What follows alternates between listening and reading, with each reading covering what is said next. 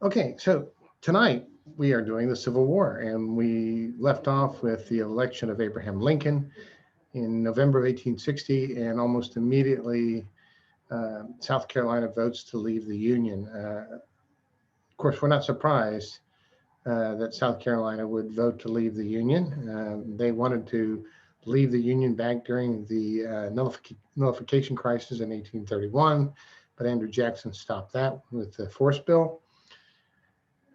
And what people understand is that the southern states saw the election of Lincoln as a disaster. They saw all Republicans as a bunch of John Browns.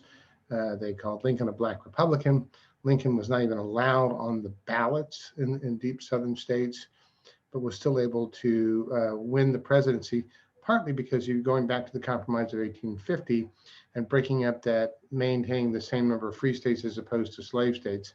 And Lincoln was able to do that, along with the fact that the Democrats had divided um, between Northern Democrats and Southern Democrats, and they were really the last national party.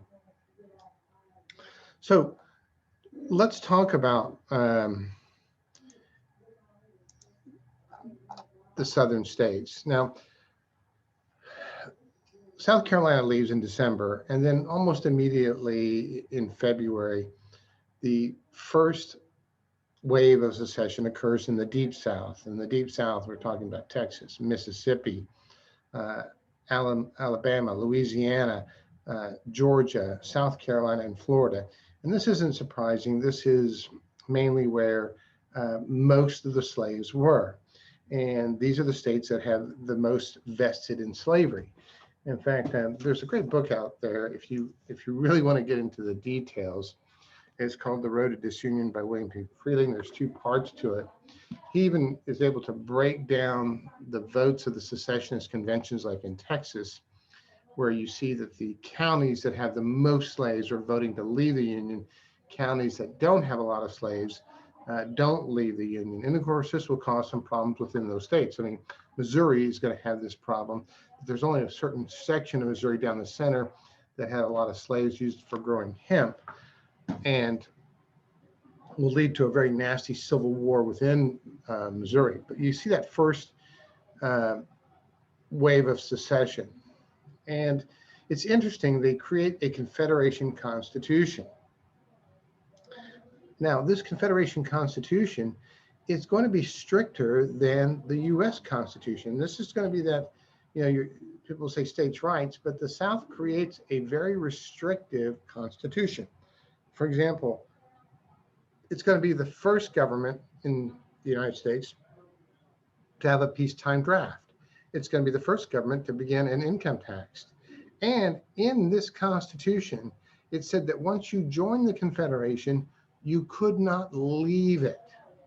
You could not leave the Confederation. So that's an interesting concept, right, for somebody who's saying states' rights and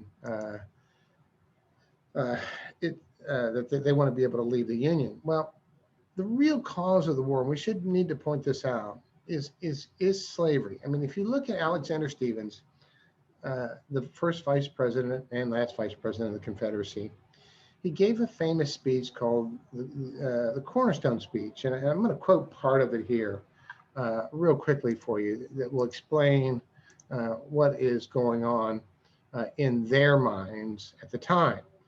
And what the Cornerstone Speech says, I'm taking a part of it, and he says, quote, "The prevailing ideas entertained by Jefferson and most of the leading statesmen at the time of the formation of the old Constitution were that the enslavement of the African was in violation of the laws of nature, that it was wrong in principle, socially, morally, and politically.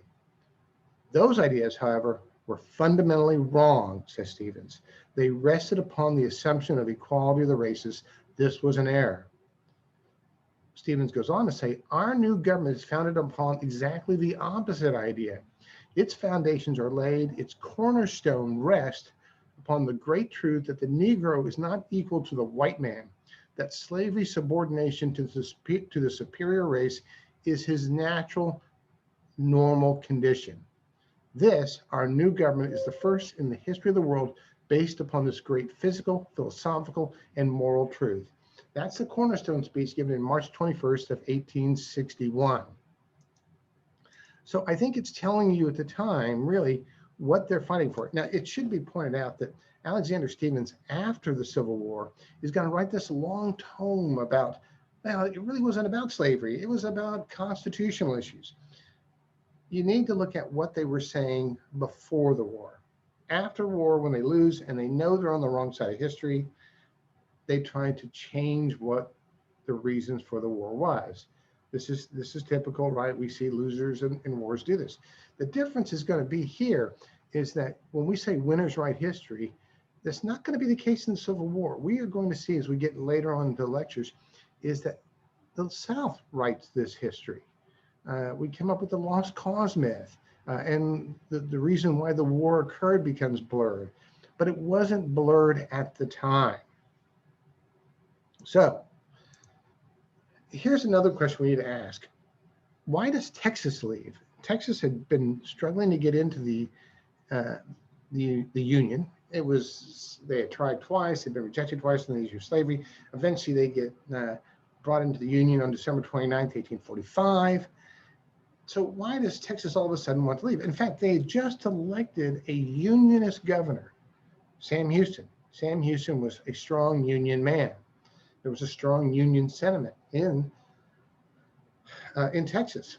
Interestingly enough, though, in the summer of 1860,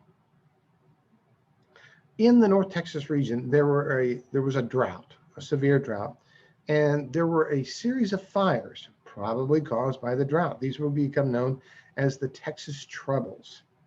And the rumor began to spread throughout Texas that what this was done by abolitionists trying to free slaves. And it catches hold in the newspapers, and next thing you know, Texas is wanting to leave the Union. They forcibly kick out Sam Houston, the hero of the Texas Revolution, because he is still a Unionist, and they will join.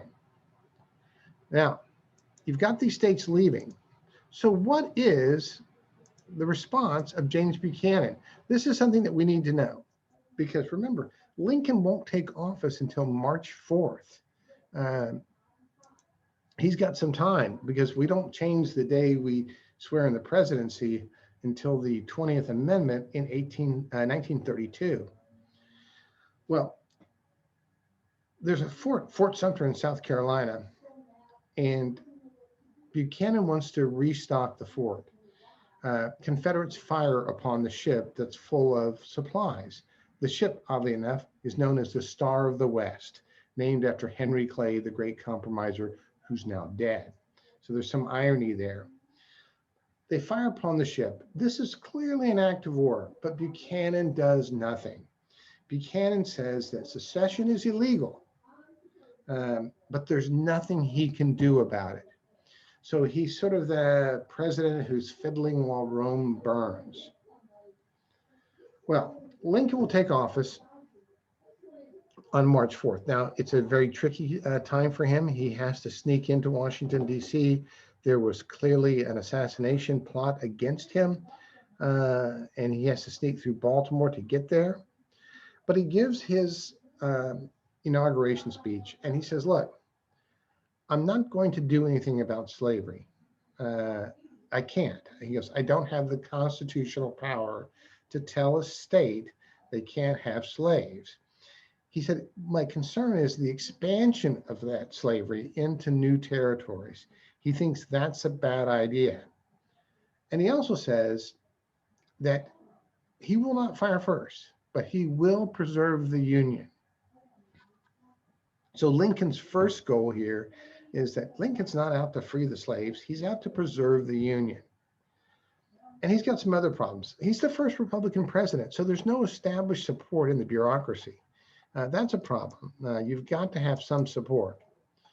And he's got a cabinet that's made up some pretty good men. And this is from the book, A Team of Rivals, that maybe that you have read, or if you saw the movie Lincoln. You've got his Secretary of State, William Seward. Remember I talked about Seward? Seward was the guy that felt that he was going to be the next president, and there he is in Auburn, New York, and he's got all his family, and he's waiting for the news to come in. that he's been the nominee and he's not. And he's somewhat bitter about that. But Lincoln offers him the Secretary of State job. At first, he's not sure he wants to take it, but then he thinks, if I can get this job, I'm smarter than Lincoln and I can control him and really be the power behind the throne. That's not going to be the case. In fact, Seward and Lincoln will form a fast friendship. Some of the great speeches that Lincoln wrote, like his second inauguration, a lot of that has William Seward in it.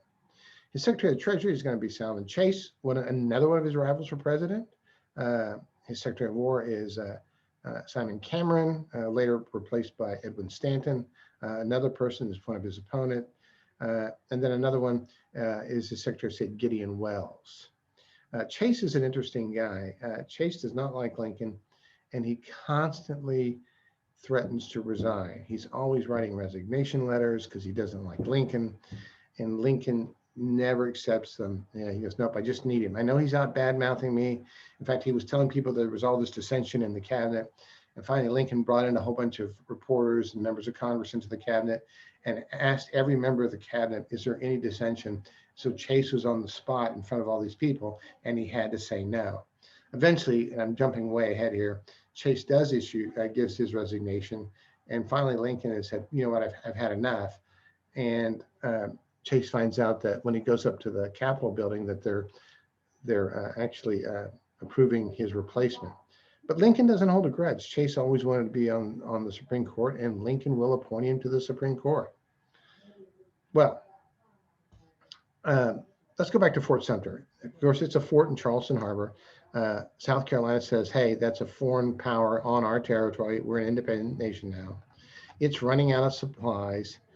Lincoln decides again, he's going to try to resupply it. He lets them know, hey, this ship doesn't have weapons. It's just food and medical supplies. And the Confederates open fire on it again. And then they open fire on Fort Sumter on April 12, 1861. So the South fires the first shot, right? Lincoln was willing not to do anything. He was hoping cooler heads would prevail, but the South will fire the first shot. Fort Sumter will surrender 2 days later. They run out of ammo. They only suffer one casualty. Major Anderson surrenders to his West Point teacher, B.T. Beauregard. And so Fort Sumter has surrendered. The war has begun. How does Lincoln respond to this attack on Fort Sumter? Well, he calls on the loyal states to send him volunteers. 75,000 volunteers to put down the insurrection in the states. Well, that's enough to trigger a second round of secession. States that they didn't necessarily agree with the South, but they didn't want to see them forced back into the Union. So on April 17th, Virginia leaves, May 6th, Arkansas leaves, May 7th, Tennessee leaves, May 20th, North Carolina leaves. Now, Kentucky, the South always tries to say that that was one of their states, and they even put it on their flag, but it's occupied by the North, and so never officially joins the Confederacy. As I said, in Missouri, it's a bitter fighting. It's going to be a war won by the North, but it's guerrilla warfare for the next decade. It's family versus family, and some of the most horrendous atrocities occur in Missouri, mainly because, again, you had that one strip along there down the going east-west in Missouri that grew hemp and had a lot of slaves, but that was about it. To really talk about Virginia for a second here, not all of Virginia wants to leave. There's a section, what we now know as West Virginia, who says they don't want to leave. And part of it is when you look at West Virginia, not a lot of slaves there. They didn't want to leave the Union. It was a strong Union support area. And so West Virginia will not leave. And in 1863, West Virginia becomes its own state. And that's how we get West Virginia. Now in Maryland was loaded with people who wanted to leave the Union. And in fact, if you would have had a vote of the Maryland legislature, probably Maryland leaves the Union. But Lincoln violates the Constitution. He suspends the writ of habeas corpus. Now, the writ of habeas corpus says that, hey, if you're going to be charged with a crime or if you're going to be thrown in jail, you have to be charged with a crime. You have to know what the charges are. Lincoln doesn't do that. He arrests pro secessionist sympathizers and throws them in jail until he can get Union leaders elected, because he felt that if he didn't do that, then you're going to have Washington, D.C. completely surrounded by Confederate states. Well, let's take a look at measuring the sides and see what are the advantages are.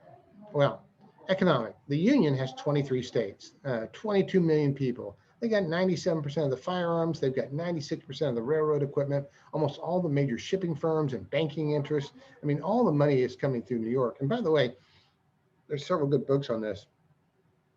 New York almost thought about becoming like a free city and controlling all the money that would be coming through. North will also increase its wheat production in the war, and they'll be able to sell that to Europe. They have 20,000 miles of railroad that's well organized. On the other hand, the Confederate has 11 states with 9 million people, of which almost 4 million are slaves. They only produce about 7.4% of the manufactured goods. They're trying to rely on king cotton diplomacy, that they'd be able to use cotton to buy what they need from European countries. But this fails because Europe has a surplus of cotton. They have railroads. They've got about 10,000 miles of railroads, but they're different gauges of railroads, right? The size of the track, and they didn't meet very well. They're not well organized rail tracks. Now, when it comes to men, Lincoln relies on the states to recruit men early on. He says, okay, look, I need you to give bonuses. Each state has a quota, and then you would have a commander that would recruit their own units. Now, that's not necessarily a good idea. You could be able to recruit a unit and still be a lousy leader, but it does mobilize men. Now, the South tries to follow the Northern example. They established a draft in 1862, but that leads to a lot of harsh resentment among Southern leaders. Because one of the things is, and we'll bring this up again earlier, is that this draft exempts certain people. It exempts planters, those people who own 20 or more slaves. So this led to a lot of people saying that it was a rich man's war, but a poor man's fight, which you could understand. And this is another example of Confederate or lost cause mythology. Leaders, you always hear whether the South had better generals. Not true. All these generals had been trained at West Point. They had all read the same books. They all studied Napoleon. They all sought to maneuver, to outflank an opponent, don't do frontal attacks, which for some reason they continue to do, looking for this flanking movement that would win the battle of the day. But that doesn't happen. It's very hard to do. Now, when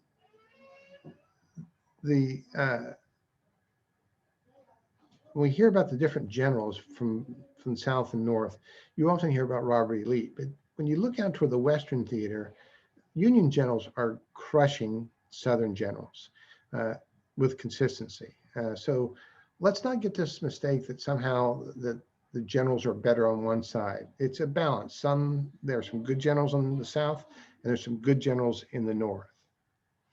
So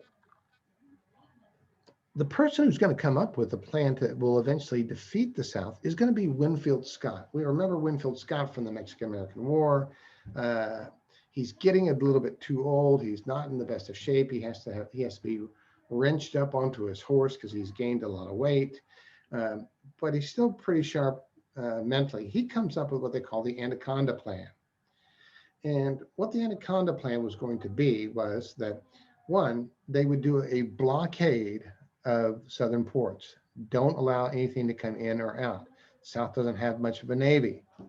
Two, they would split the South in half by invading down the major rivers, the Mississippi, the Cumberland, the Tennessee River. Split the South in half. And three, keep a large army in DC, the Army of the Potomac. One of the reasons having that large army would be it would also put pressure on the Confederates to protect their capital 90 miles down the road uh, in Richmond. Um, and another advantage is the North has established leadership. It has control. The South is really fighting as 11 different countries fighting a war. Texas is not going to be one of these countries that's very helpful to the Confederacy. And I think that you'll see that North Carolina and Georgia hold out supplies. Texas will hold out supplies. Texas sends the fewest troops uh, outside their borders. Other governors don't like sending troops either. And I think you're going to see that when we get through this war, one of the other advantages that the North has over the South is Abraham Lincoln. Lincoln is willing to let his generals do the fighting um, and defer to his generals. Whereas Jefferson Davis is not going to be that way. Jefferson Davis is very involved in the day-to-day operations of what's going on.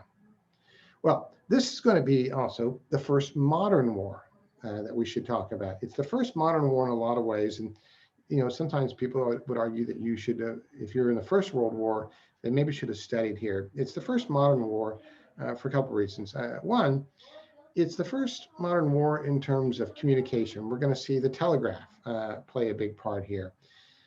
You can imagine why that would be important, right? The telegraph means that you have instant communication with political leaders and war leaders, and you're able to communicate pretty quickly. And there's often in many of the books that you read that Lincoln is at the telegraph office. He'll sleep at the telegraph office, waiting to hear how a battle turned out. So it's almost instantaneous here. It's the first war where we're going to use the railroad system very effectively, where you're able to move troops and supplies very quickly, especially supplies, because logistics is so important here. It's the first war with hot air balloons will be used so that they can spy out the enemy. It's the first war we're going to see a Gatling gun, an early version of a machine gun. It's going to be one of the first wars that use trench warfare in a great deal. It's also the musket rifle revolution too here, is that now you have a grooved barrel, which means that the bullet comes out spinning and allows troops to shoot further distance more accurately and to load faster.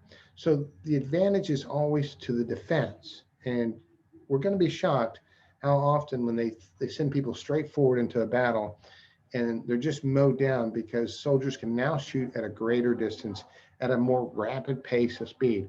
And if you're wondering how that would normally work, think of a football. If you try to throw a football without a spin on it, it's not going to go very far. But if you throw a football with a spin, it's going to be more accurate. It's the same way with a bullet.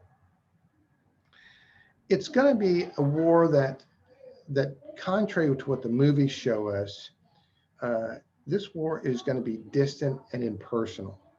It's going to be a war where often you see cavalry charges. That doesn't happen. It's shooting over great distances. You see somebody moving and you shoot and you kill. There's no glory here. We're going to see about 700,000 die, most again dying of disease and not bullets. And speaking of that, and this is another book that I would suggest. This is called The Republic Suffering. This Republic Suffering by Drew Gilpin Faust, the former president of Harvard. It talks about the scope of the number of people dying, right? You're having 20,000 dead on a battlefield. They had not experienced that before. How do you bury those people? How do you identify those people? It's just a massive undertaking. And there's always this constant fear that there would be somebody underneath all these dead bodies who was actually still alive, and you would bury them alive. So it really is the first modern war, distant and impersonal and brutal. So let's get to the first battle, and that's the Battle of Bull Run, July 21st, 1861. Now, we should point out that sometimes it's known as the Battle of Manassas because the Confederates tended to name battles after towns nearby, and Unionists named them after geographic features. and a run is a creek. So Bull Run is a Bull Creek. July 21st, 1861, you've got the Union General Irwin McDowell versus the Confederate General P.T. Beauregard. Many Northerners think this is going to be a rout. They bring families, they bring picnic baskets, they've got these carriages, and you think, who would do that, right? Why would you take your family out to watch people get killed? Well, it doesn't happen that way because the Southern troops attack, they're whooping and they're hollering, and the Union troops panic and they flee the battlefield. They flee all the way back to Washington, D.C., stomping over picnic baskets and with the civilians. And there was a huge panic in D.C. thinking, oh no, the Confederates are coming, but the Confederates don't give chase. It's at this battle of Bull Run that Stonewall Jackson gets his name, and there's a couple of theories to this, is that one was, the commander said, look at Jackson over there. He's standing there like a stone wall. In other words, he's so brave, he's not even moving.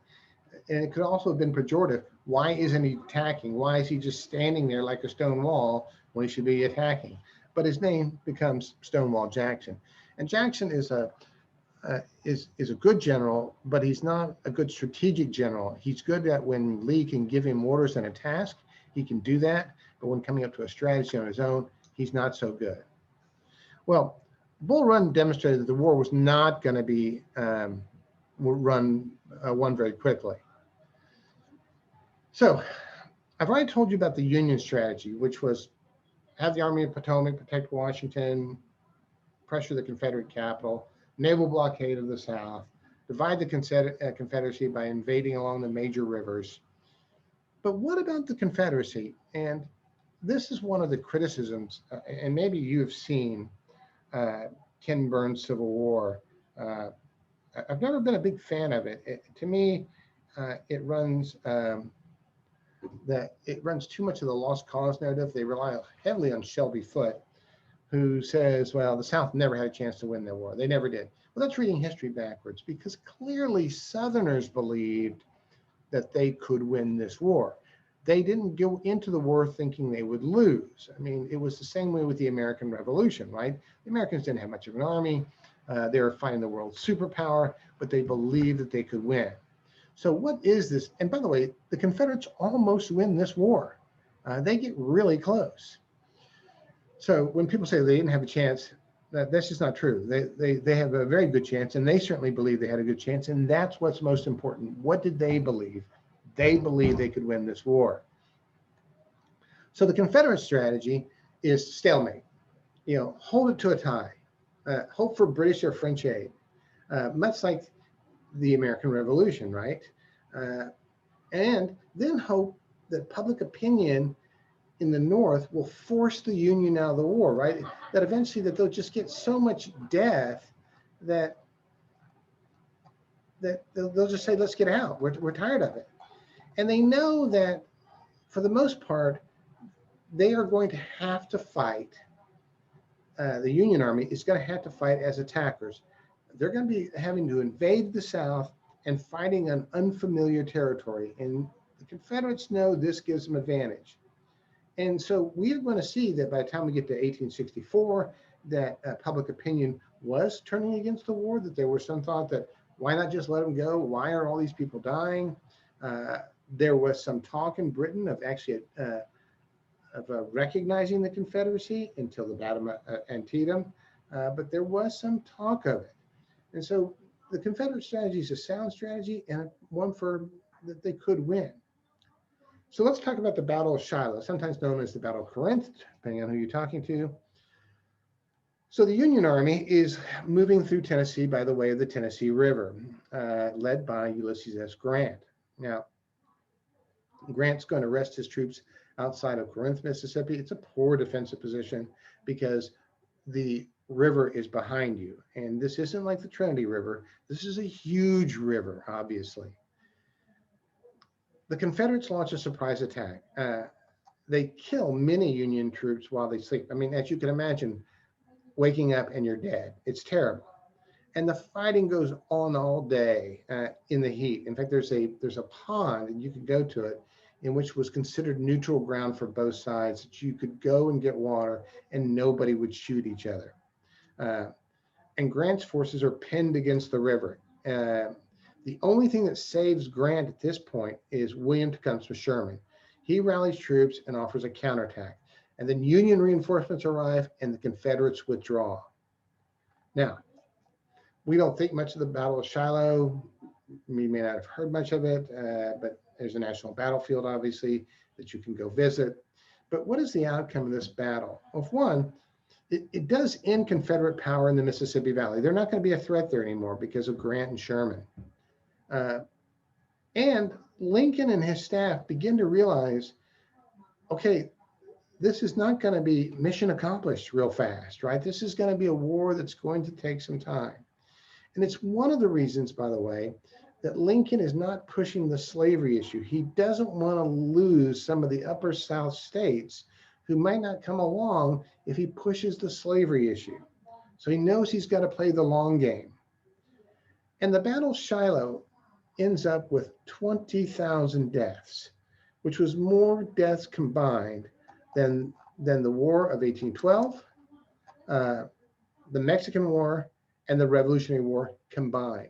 So it's death on a scale unprecedented in American history, right? Again, this is why this book, This Republic Suffering, is really excellent. Now, some people want Grant fired. He's got some detractors. They argue that he had been drunk during the battle, which probably not true. But Lincoln says no. What he likes about Lincoln is that he says, this man fights, and he's going to stand by Grant throughout this time period. So we're going to leave it there today. We will move on to the Eastern Theater, which is often focused on in history in the popular mythos of, here's Lee winning battle here, whereas the Confederates are just collapsing out west, which is part of the Anaconda. If you think about the Anaconda Plan, they were having the naval blockade of the South. That was going fine. They were dividing the South through the West by going down the rivers, successful there. And they were keeping an army occupied around Washington, D.C. and Richmond. So in the long run, we're seeing the Anaconda Plan work play itself out thanks to Winfield Scott. There's another good book that you might want to read if you're interested in this one's Pullman Silent at Second Creek. It talks about a prospective slave rebellion in Adams County, Mississippi. I can hold that up. You can't see it, can you? There we go. And how brutally it was put down and then sort of tried to erase from history. A really good book to read. So next time we will pick up with the rest of the war, including the beginnings of draft riots, and some of the major battles in the East, and then what the war was like on the home front, and finish up the war. And then in 2 weeks, we will pick up with the all-important discussion of Reconstruction and how do you put the Union back together again.